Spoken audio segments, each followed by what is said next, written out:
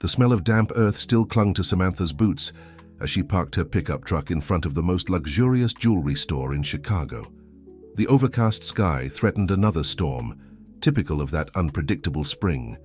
She observed her reflection in the mirrored glass of the facade of Imperial Diamonds. Her worn leather hat, plaid shirt, and faded jeans starkly contrasted with the impeccably dressed mannequins adorning the display window. Samantha took a deep breath. She wasn't easily intimidated. After all, she had been running one of the largest coffee-producing farms in rural Illinois for over 15 years, ever since her father fell ill. But this world of luxury and appearances always made her feel uneasy.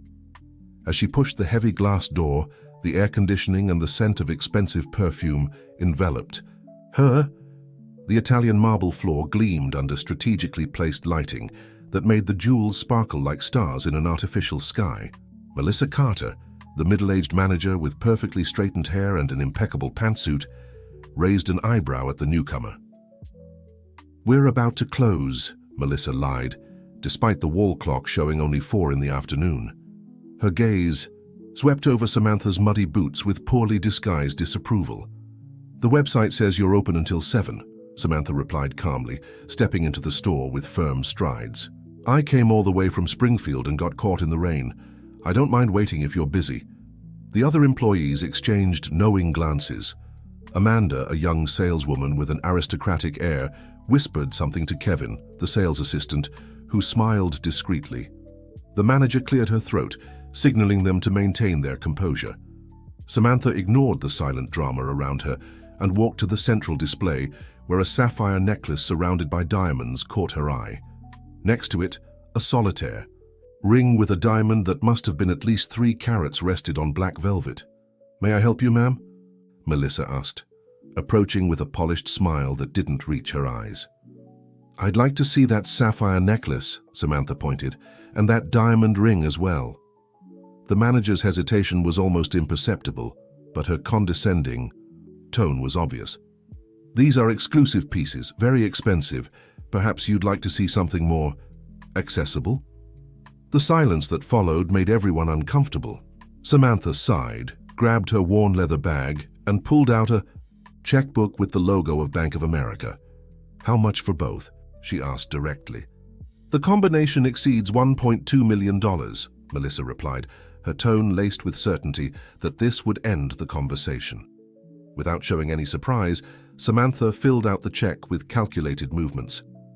The pen glided over the paper with the same firmness she used to sign coffee export contracts to international markets. "I'll pay in full. Please wrap them up." The room froze. The employees, who had been smirking earlier, now stood rigid. Melissa, who had exuded superiority just minutes ago, visibly trembled as she processed the purchase, repeatedly checking the checkbook as if expecting to find some irregularity. While waiting, Samantha watched the rain begin to fall again through the window. Her thoughts drifted to the Santa Cruz farm, her true passion. The empire she had built after a youth of sacrifices and tough choices. Few knew that this simple-looking woman was one of the largest exporters of gourmet coffee in the country, with properties spanning hundreds of acres. And no one there, especially Melissa with her fake smile, could imagine that those jewels weren't for Samantha. They had a much greater purpose, an old promise that would finally be fulfilled. An emotional debt dating back to times she preferred not to remember, but had never been able to completely forget. "Your check has cleared, ma'am. Would you like any additional services?" Melissa asked, visibly flustered, extending the velvet boxes with the carefully wrapped jewels. Samantha took the jewels and walked toward the exit. The rain had lightened, leaving only a fine drizzle that reflected the city lights on the wet pavement. Before leaving, she turned and, with a glint of amusement in her eyes, said simply, "Never judge a book by its cover." The door closed behind her, leaving behind a trail of an unforgettable lesson and embarrassed looks. As Samantha stored the jewels in the glove compartment of her truck, her phone rang. It was a number she hadn't seen in almost 20 years. A number that belonged to a past she had tried to bury deep in her memory. Her hands trembled as she answered the call, and the deep, familiar voice on the other end confirmed her fears. Sam, it's Anthony. We need to talk. I'm coming back. To the States. The Santa Cruz farm stretched majestically across the horizon, its perfectly aligned coffee fields contrasting with the blue sky of Springfield. The main house, a carefully restored colonial building, stood atop a gentle hill, surrounded by century-old black cherry trees. Samantha contemplated her property from the porch, a steaming cup of organic coffee in her hands, while anxiety churned in her chest. Anthony would arrive in a few hours. 20 years had passed since they last saw each other, in a farewell filled with unfulfilled promises and bitter words. She had never imagined he would return, much less have the courage to seek her out. "Miss Samantha, Mr. Richard is on the line." Josepha, the housekeeper, who had been with her for over a decade, interrupted her thoughts. Richard Mason was her lawyer and trusted friend, the only one who knew the whole truth about her past with Anthony Williams. Samantha picked up the phone, trying to mask the tension in her voice. "Rich, he's arriving today. Are you sure you want to do this, Sam? After everything? It's not a matter of wanting, it's something I need to resolve." She sighed, watching the workers move among the coffee plants. Some debts need to be paid. The silence on the other end revealed Richard's concern. "I'll be there in an hour," he finally replied. "Don't do anything impulsive until I arrive." After hanging up, Samantha walked to her office, a sober room decorated with antique maps and awards from the coffee industry. She opened a drawer in her mahogany desk and took out a carved wooden box. Inside, besides the recently acquired jewels, was a faded photograph. Two young people smiling in front of a simple wooden house. On the back, a date, March 14th, 2004, and a handwritten note, "Forever, no matter the cost." The promises of youth now seemed naive, almost comical. Samantha put the photo back in the box, closing it carefully. At that moment, the sound of a car approaching caught her attention. It was too early to be Anthony or even Richard. Through the window, she saw a silver Porsche parking in front of the house. A tall man in an impeccable suit stepped out of the vehicle. Even from a distance, she recognized Nathan Parker, CEO of Parker Coffee Trading, a multinational that had been trying to acquire her farm for months. "What's he doing here?" she murmured to herself, irritated by his audacity. Nathan had the arrogance typical of executives who believed money opened all doors. In their 3 previous meetings, she had refused his increasing offers for the property. Her farm wasn't for sale, especially not to a conglomerate known for exploiting small producers and devaluing quality for profit. Samantha took a deep breath and went out to greet him, maintaining the composure that had helped her survive in a male-dominated world. "Mr. Parker, I don't recall scheduling a meeting," she said, not extending her hand. Nathan smiled, his teeth as white as they were artificial. "Ms. Cruz, forgive the unexpected visit. I thought an informal conversation might be more productive. I still don't understand the purpose. I've made it clear that Santa Cruz is not for sale." "Circumstances change," he replied with unsettling confidence. "I have information that might interest you, especially considering certain visitors you're expecting today." Samantha's blood ran cold. How could he know about Anthony? "I don't know what you're talking about," she replied, curtly. "Now, if you'll excuse me, I have commitments."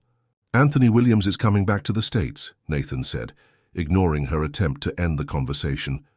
"And we know he's not just here for a nostalgic visit.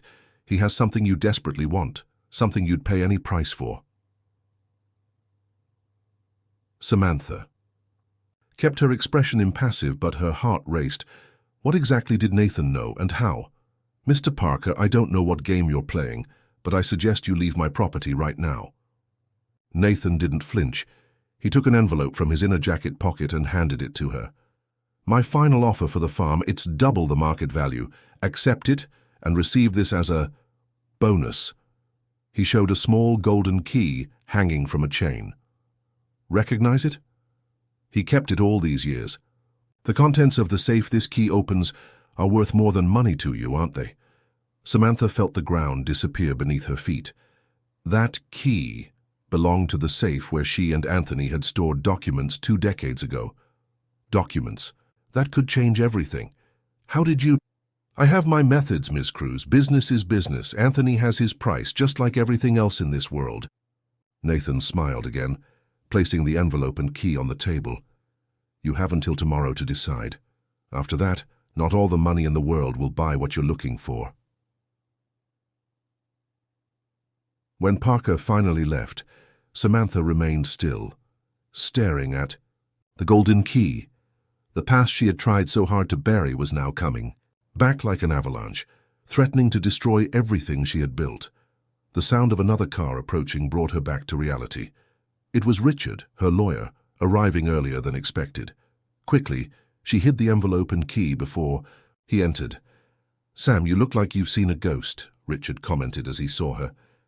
"Maybe I have," she replied quietly. "Parker was here." Richard frowned. "What did he want this time?"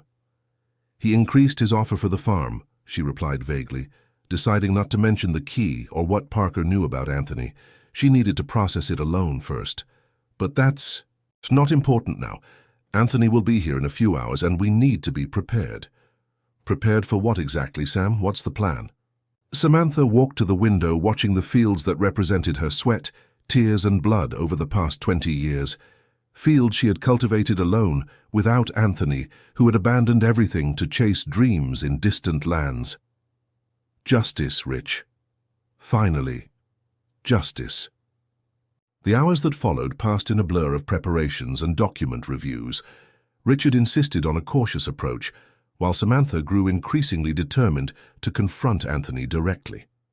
As the sun began to set, painting the sky orange and purple, the sound of a taxi approaching made Samantha freeze. Richard squeezed her shoulder in a gesture of support. "You don't have to do this today, Sam. We can postpone. Prepare better." 20 years was postponement enough, she replied, heading to the door. The taxi parked and out stepped a tall man with graying temples. Despite the 2 decades, she would have recognized him anywhere. Anthony Williams had changed physically. Lines marked his once youthful face, but his intense green eyes remained the same. Eyes that had once looked at her with love, then with hate, and now with something she couldn't decipher. "Samantha," he said simply, his voice hoarse, carrying the American accent he had never completely lost. "Anthony," she replied, standing firm. 20 years, and you finally remembered the way back." Anthony grabbed his luggage and walked toward the porch where she stood. Each step seemed to carry the weight of the memories they shared, the broken promises, and the secrets that had kept them connected despite the distance. "We need to talk," he said, stopping a few steps from her. "About Jessica." The name hit Samantha like a lightning bolt, making her legs weaken. Jessica. The name she hadn't heard spoken in 20 long years. The name that carried the greatest of all secrets. "Come in," was all she could say as the sun set completely, plunging the farm into twilight. The silence in the living room of the Santa Cruz farm was almost palpable. Samantha served 2 cups of her farm's award-winning coffee, while Richard discreetly retreated to the office, leaving them alone. Anthony remained standing, observing the photographs adorning the walls, images of the property's evolution, international awards and newspaper clippings documenting the farm's success, but no personal photos, no trace of the life they had shared. "Your farm is impressive," Anthony finally broke the silence. "You've built an empire." "It wasn't easy," Samantha replied, handing him a cup, "especially alone." The resentment in her voice was evident. Anthony accepted the coffee and sat in the leather armchair, looking directly at her for the first time. "I know nothing I say will change the past, Sam, but I need you to understand why I left. 20 years too late for explanations, don't you think?" She remained standing, as if the physical distance could protect her from the emotions threatening to overflow. "Why are you back now, Anthony? What changed?" Anthony placed the cup on the coffee table and took a folder from his bag. "Jessica turned 21 last week." Samantha felt the air leave her lungs. The mention of the age made time collapse, bringing back memories of that rainy night when everything had changed. The night Jessica was born and the night Anthony disappeared, from her life. "She's looking for you," Anthony continued, "for both of us." How could she even know about me?" Samantha's voice faltered. "Helen passed away 3 months ago. Helen Williams, Anthony's sister, who had legally adopted Jessica when the young couple, too young and without resources, decided they couldn't offer their daughter the future she deserved."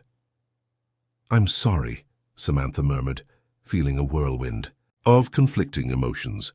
Helen had been both her savior and her tormentor. The woman who had enabled Jessica to have a comfortable life, but had also kept her away from her daughter.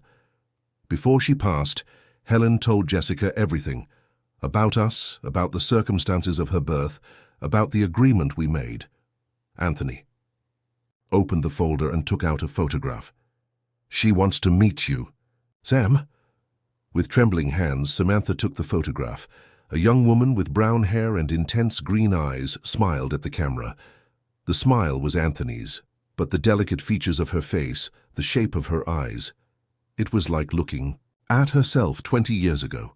"My daughter," she whispered, tears finally escaping. "Our daughter," Anthony corrected softly. "And she's brilliant, Sam. She graduated in agronomy, believe it. Must have inherited your love for the land." Samantha sank into the armchair opposite, still contemplating the photograph. 21 years of absence, of silent pain, of secret visits to a bank safe where she kept gifts never given, birthday cards never sent. "Why did you leave?" she finally asked, the question that had haunted her for 2 decades. "We had a plan. We were going to work, save, and when we were established—" "We were going to get Jessica back," Anthony completed. "I know. But Helen came to me a week after you left Jessica with her. She said if we ever tried to claim her in the future, she'd use her connections to ensure we never could. She had fabricated evidence that we were negligent, that I had alcohol problems." "What?" Samantha paled. "Why didn't you ever tell me that?" "Because Helen gave me an ultimatum. Either I disappeared from your lives or she'd destroy any chance you had of success. She knew how much you wanted this farm, how hard you fought for your dream." Anthony ran a hand through his, hair in frustration. "I thought I was protecting you, Sam. I thought without me at least you could achieve your dream, even if the price was—" "Abandoning our daughter?" Anger finally erupted. "What kind of choice is that, Anthony? You decided for me, for us." "And I've lived with that guilt every day," he replied, his voice heavy with emotion. "I left for the States because Helen demanded distance, but I never stopped thinking about you two. I sent money to an anonymous account for years to help with the farm." Samantha looked up, surprised. "The anonymous deposits? That was you? Those mysterious deposits that appeared during the most critical moments, when the farm was on the verge of collapse in the early difficult years." She had always assumed they were from a government support program for farmers, as the amounts came without identification. "I promised I'd take care of you, even from afar," Anthony said. "But now Helen is gone, and the documents she used to threaten us have been destroyed. Jessica is free, we're free." A noise at the door interrupted the conversation. Richard entered hurriedly, his expression worried. "Sam, sorry to interrupt, but Parker is here again, with lawyers." Samantha stood up, alarmed. "What does he want now?" "He claims to have documents proving that part of this land legally belongs to the Williams family," Richard explained. "He's threatening legal action if you don't sell the property to him." Anthony frowned, confused. "Williams? But how—" "Your last name," Samantha replied bitterly. "He found out about Jessica, about our past. I don't know how, but he's using it against me." "Samantha," Anthony held her hands. "Is there something you're not telling me? What does Parker really want?" She hesitated, then walked to the desk and took out the carved wooden box. She opened it, revealing the sapphire necklace and diamond ring she had bought at the jewelry store. "These were for Jessica," she explained, "for when I finally met her. A gift for each lost year. I have an entire collection in a bank safe." Anthony looked at the jewels, moved but still confused about the connection to Parker. "What Parker wants isn't the jewels or even the farm itself," Samantha continued. "He wants what's beneath it." She looked at Anthony intensely. Do you remember those geological studies we found just before Jessica was born? Understanding dawned on Anthony's face. The mineral samples. You kept them. The documents are in the safe, along with the original land deeds. The ones that prove this land was legally transferred to my name, not our joint names as Parker is claiming. She sighed deeply. This land has one of the largest rare mineral deposits in the country, Anthony. It's worth billions. Parker found out somehow and is now trying to manipulate the situation, using our past against us. The sound of tires on gravel alerted them that someone else had arrived. Through the window, they saw an unfamiliar car parking next to Parker's vehicle. It can't be, Anthony murmured, approaching the window. A young woman stepped out of the car, her brown hair swaying in the gentle evening breeze. Even from a distance, she was unmistakable. Jessica, Samantha whispered, her heart nearly stopping. Without hesitation, she rushed outside, descending the porch steps. Parker, who was talking to his lawyers near his car, turned in surprise as she emerged from the house like a storm. But Samantha ignored him completely, her eyes fixed only on the young woman now walking toward her. Time seemed to slow down. 21 years of waiting, of silent pain, of interrupted dreams, all culminating in this moment. "Mom?" Jessica's voice was soft, hesitant, filled with emotion. Samantha stopped, tears blurring her vision. "Jessica." They met halfway, embracing as if fearing the other might disappear at any moment. Anthony joined them seconds later, wrapping his arms around both of them, forming the family circle that should have existed 20 years earlier. Parker watched the scene, disconcerted. His plan to use Anthony's return and the discovery of Jessica as leverage to pressure Samantha was clearly crumbling before his eyes. "You really thought you could tear us apart again?" Samantha asked, turning to Parker after breaking the embrace. "That you could use our history for your gain? The documents," Parker began, but Samantha cut him off. "Are all here," Richard announced, stepping out of the house with a thick folder. "Certified copies of the original deeds, the legal transfer to Samantha Cruz's name, and the properly registered geological reports. I suggest you and your lawyers examine them before making any hasty claims." Parker took the documents with evident frustration, while his lawyers scrutinized them. His expression gradually shifted from confidence to defeat as they realized the legal solidity of Samantha's position. "We can still negotiate," Parker tried, his earlier arrogance replaced by an almost pleading tone. "A partnership." "The only partnership I'm interested in," Samantha replied firmly, "is with my family. I suggest you find another plot of land for your ventures, Mr. Parker." As Parker and his men left defeated, the newly reunited family returned to the house. In the cozy living room, with fresh cups of coffee, Jessica finally shared her story. How she had grown up happily with Helen, but always felt something was missing. How she had discovered the truth after her aunt's passing, and how she had decided to seek out her birth parents. "I never imagined I'd find you together," Jessica admitted. "I thought I'd have to search for each of you separately. Destiny works in mysterious ways," Anthony replied, squeezing Samantha's hand. "Aunt Helen told me everything before she passed," Jessica continued, "about how she manipulated you, how she kept you apart with threats. She deeply regretted it in her final years." Samantha felt the weight of 2 decades of bitterness slowly dissipating. "She gave you a good life, an education, love. In the end, maybe that's what really mattered." "But now I have you too," Jessica smiled, her eyes, so much like Anthony's, shining with emotion. "And this incredible farm. Did you know I studied agronomy? I've always had an inexplicable connection to the land." Samantha smiled, exchanging a knowing glance with Anthony. Their daughter had, independently, chosen the same path, as if the love for the land was written in her DNA. "I have something for you," Samantha said, standing to retrieve the wooden box. She handed it to Jessica, who opened it with curiosity. "They're beautiful," Jessica exclaimed upon seeing the jewels. "One for each missed birthday," Samantha explained, her voice choked with emotion. "There's more, much more." Jessica hugged her again, silent tears streaming down her face. "I didn't need Jules, Mom, I just needed you." That night, under the starry sky of Springfield, the porch of the Santa Cruz farm witnessed the reunion that 20 years of separation couldn't prevent. Samantha, Anthony, and Jessica planned the future, the expansion of the farm, the sustainable development of the land, preserving the sacred soil that had brought them back together. "Forever, no matter the cost," Anthony murmured, repeating the youthful promise as they watched the moon illuminate the coffee fields stretching to the horizon. Samantha smiled, intertwining her fingers with his.